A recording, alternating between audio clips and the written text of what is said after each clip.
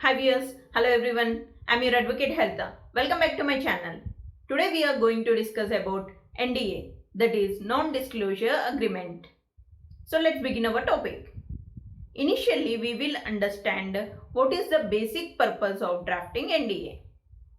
NDA drafted to maintain confidentiality, to create confidentiality relationship between the parties. Parties can be two or more number. To protect information such as proprietary, sensitive or confidential in nature. To safeguard the business secrets. Now we will know what is confidential information. Any information which is not available in public domain or any information which is maintained under secrecy is known as confidential information in simple terms. Now coming to the legal terms, all information shared by the disclosing party with the receiving party either in written form or verbally, such as business plans, marketing strategies, personal data, customers list or pricing list, personal financial information or any business ideas, designs, specifications, drawings, formulas or research procedures, methods of evaluation, technical information or any other things. All this information can be considered as confidential information. In order to protect and secure this confidential information, parties can be executed NDA. This NDA is also known as confidentiality agreement, which means a legal contract executed by the parties who wish to share confidential information with another party for certain purpose, where such confidential information shall not be disclosed to third parties and access to such confidential information shall be restricted. Next, about the types of NDAs.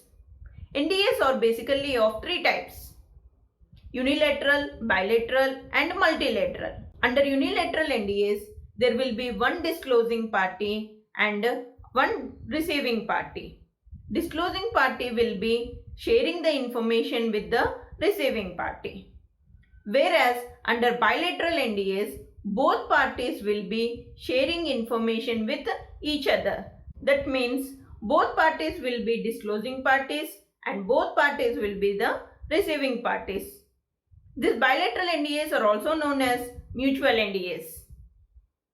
Under multilateral NDA, at least one party will be the disclosing party, who will share the information with the other parties.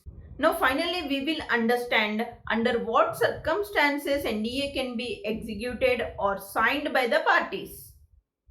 When you are starting a new business or expanding the business, outsourcing the business, contracting or subcontracting the new products and services in the market, involved in high value transaction, acting as an intermediary, or when you're hiring any employee in your company or organization, or else you're joining in any company or organization, NDA can be signed.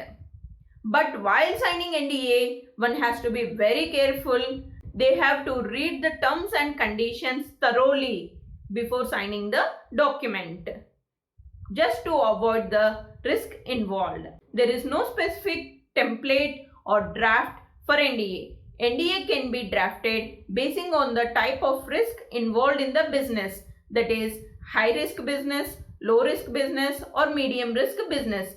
Depending on the type of business risk, the terms and conditions of NDA can be drafted. So this is all about the basic outline of NDA. Please do share, subscribe and comment. Don't forget to press the bell icon to receive further notifications. If anybody need clarification regarding this topic, please do reach out me at email haritakumravelli@yahoo.co.in and the same provided in the description box. Thanks for watching my video.